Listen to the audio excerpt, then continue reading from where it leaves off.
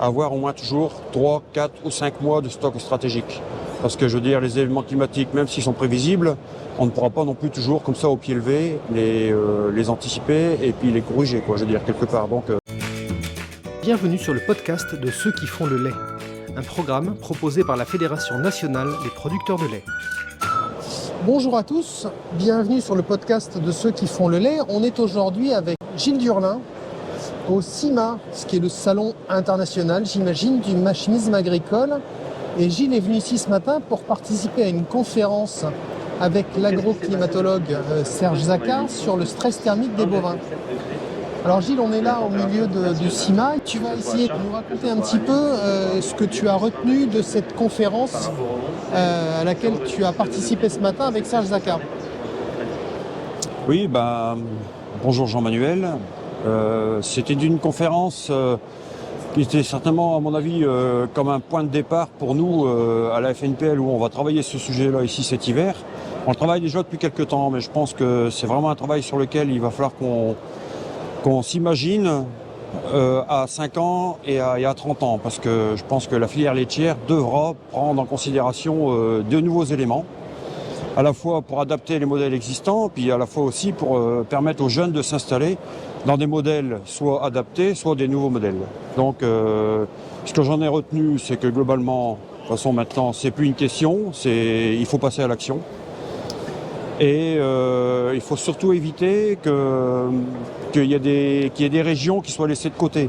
Je veux dire, quelque part, qu'il n'y ait pas le nord, le sud, et ça se passera peut-être mieux dans certaines régions et moins bien dans d'autres. Je crois que chaque région doit être en capacité d'appréhender le sujet, en sachant que le sujet c'est quoi, c'est d'abord le bien-être animal pour avoir une production optimisée, et après aussi un revenu de l'agriculteur qui permette aussi à la fois la continuité du bien-être animal et puis aussi la poursuite des investissements pour rester une filière laitière en bonne et due forme, quels que soient les changements qu'on aura à opérer. Ça c'est important. D'accord. Et est-ce que Serge t'a livré un certain nombre d'éléments un petit peu concrets sur ce que l'agroclimatologie nous prépare et nous promet sur l'avenir pour les éleveurs? C'est un éclairage intéressant parce que je pense que toutes les données qu'il nous a fournies aujourd'hui sur les perspectives de nouveaux climats, sur les leviers qu'on pourra activer pour s'adapter et à la fois aussi pour créer peut-être de nouveaux modèles, c'est important qu'on ait ces données-là. Et après, quelque part aussi dans l'organisation des chantiers à venir pour savoir qu'est-ce qu'il y a à faire là tout de suite, qu'est-ce qu'il y a à faire sur son exploitation, qu'est-ce qu'il y a à faire en partenariat avec les assurances, avec les services de l'État, avec la société aussi, parce que je crois que la société a aussi partie prenante et doit être motrice de ces changements-là, motrice de savoir un peu dans quel esprit on doit opérer ces changements. Parce qu'on ne pourra pas créer de nouveaux modèles si on n'est pas certain d'être complètement accompagné par les forces politiques et puis par la société. Donc oui, je crois que les outils, on les a et on n'a pas fini d'en avoir parce qu'il y aura énormément d'outils à notre disposition, aussi bien au niveau prévision qu'au niveau, le quotidien. Donc maintenant, il faut que les agriculteurs, les producteurs de lait puissent avoir accès à ces outils et puis pour pouvoir s'en servir au mieux, quoi.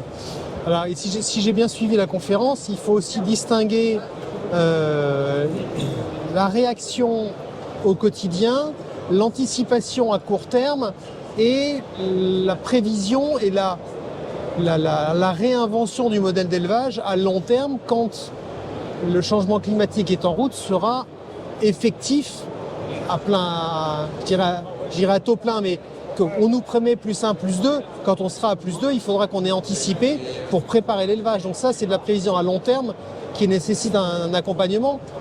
Mais est-ce que vous avez aussi évoqué, ou est-ce que tu as pu, toi, faire part à Serge Zaccar de ce qui peut se passer en adaptation immédiate, en gestion de ton élevage?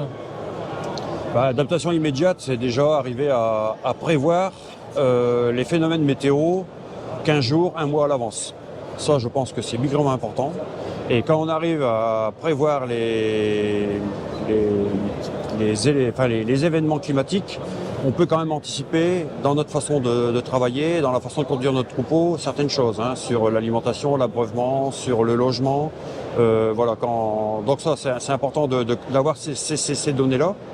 Et puis en même temps que ces données-là, d'avoir tout de suite le bon conseil pour être en anticipation plutôt qu'en correction. Et puis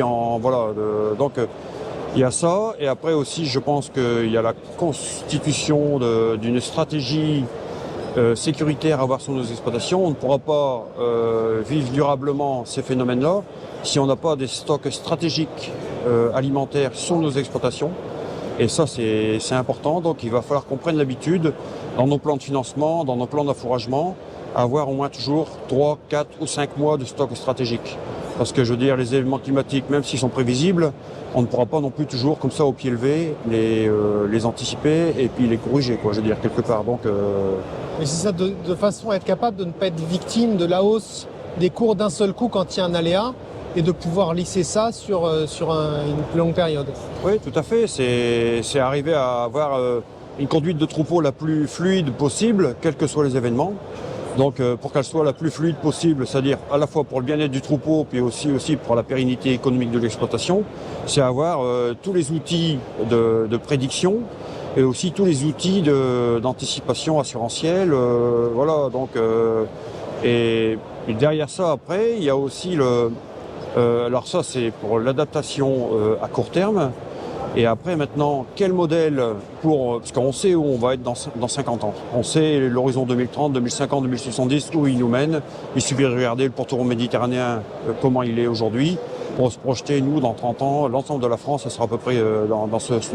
Donc, il faut qu'on construise un modèle par rapport à ça. Et ça, ce modèle-là, ne pourra se construire que s'il y a un vrai accompagnement de l'État avec la force motrice de l'État, s'il y a une acceptation sociétale et puis s'il y a un revenu décent des producteurs pour justement se projeter sur un nouveau modèle. Parce que sinon, ce sera encore du rafistolage et puis quelque part, ce sera quelque chose qui ne sera pas durable dans le temps. Donc, si on veut qu'il y ait une nouvelle génération qui s'installe avec dans leur esprit toutes ces données-là à intégrer dans leur projet, je crois qu'il faut que nous, ici, on crée les bases pour que le jeune y soit déjà rassuré sur la viabilité économique de la production laitière en France, économique et puis aussi adaptation sociétale. Et après, je veux dire, les modèles, on les fera. Parce que ça, les modèles techniques, la technologie est là. Donc, on pourra donc trouver la technologie pour avoir un modèle qui puisse être projeté sur les 40 ou 50 ans qui viennent. Super. Gilles, je te remercie. À très bientôt sur le podcast de Ceux qui font le lait.